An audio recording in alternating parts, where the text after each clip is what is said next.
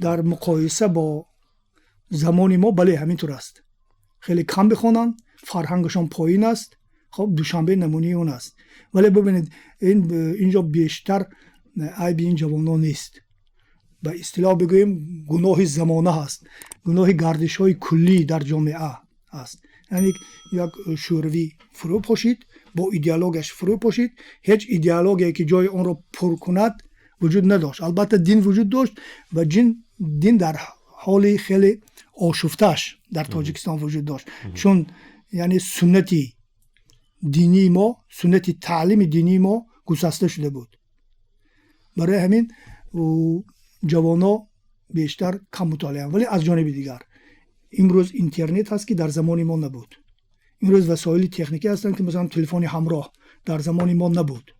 خب این اینترنت و این تلفن همراه بسیار جای کتاب رو تنگتر کردند. ببینید یک چیز باید فراموش نکنید.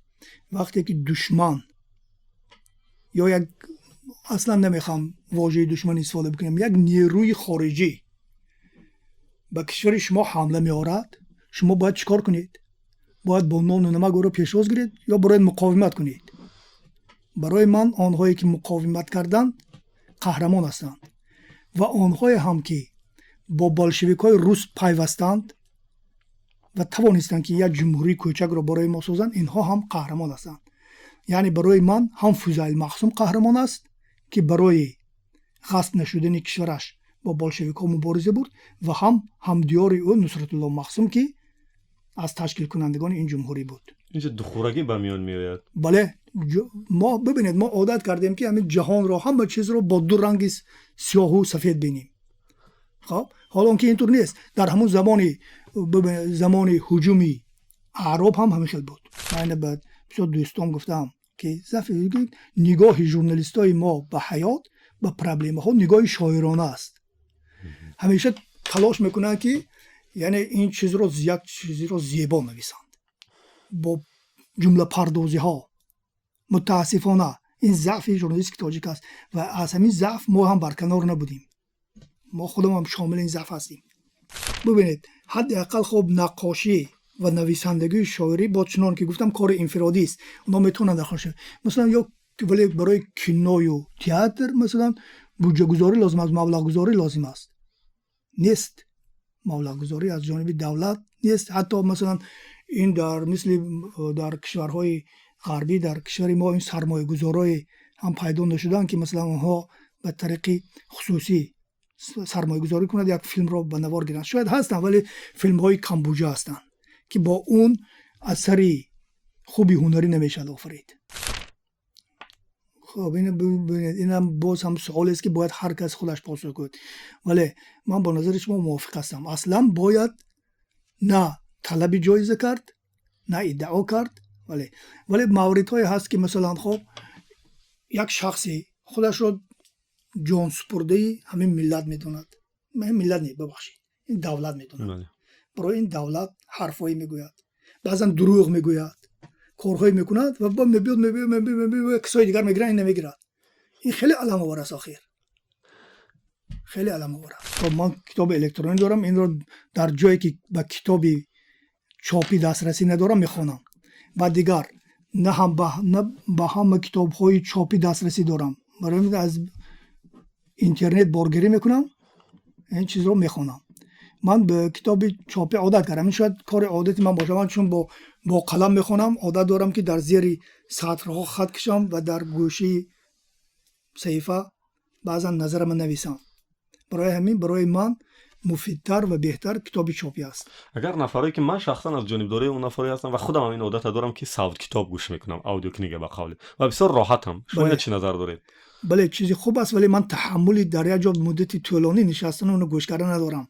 برای من از اون کمتر استفاده میبرم. نه من بسیار وقت از جای کار تا خونه پیاده میرم، 40 دقیقه وقتم میگیرم، مخصوص برای این پیاده میرم که لحظه دو سه باب کتاب گوش کرده میرم. راحت در گوش میکنم. بعد اینکه من بسیار خیال پریشان دارم، که مثلا وقتی گوش کردن یکی میبینم که خیالم به دیگر جا رفت، اصلا نمیشنوم که اون چی گفت.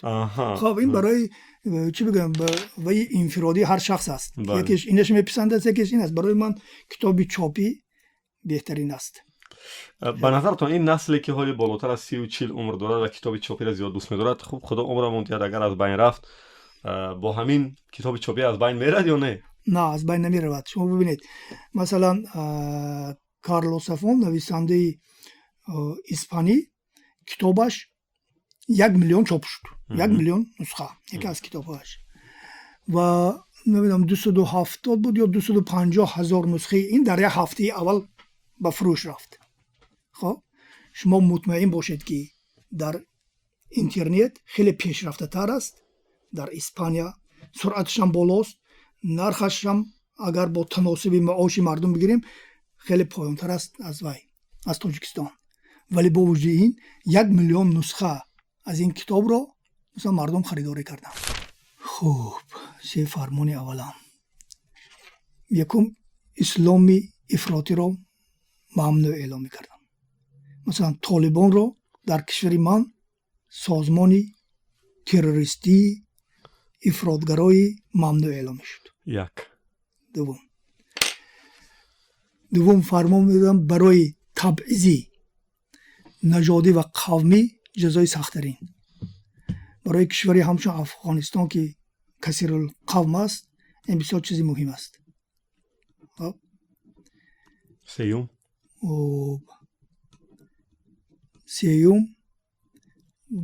سرود ملی افغانستان را برمیگرداندن به زبان فارسی. با اون دلیلی که این نیست که من تاجیک هستم، با اون دلیل که تنها زبانی که وسیله ارتباط بین قوم ها است در افغانستان زبان فارسی است و بیشتری مردم این زبان رو میدونن. استقلال کشور ارزش بسیار بسیار بزرگ است. استقلال را باید قدر کرد. خب دیگر مردمی که قدر استقلال کشورش رو نمیدوند این مردم آینده خوبی نداره متاسفانه. دیگر چیز یک نکته دیگر است که آزادی کشور با آزادی شهروند توأم است. کشوری که شهروندانش آزاد نیستند استقلال کامل ندارد. هیچگاه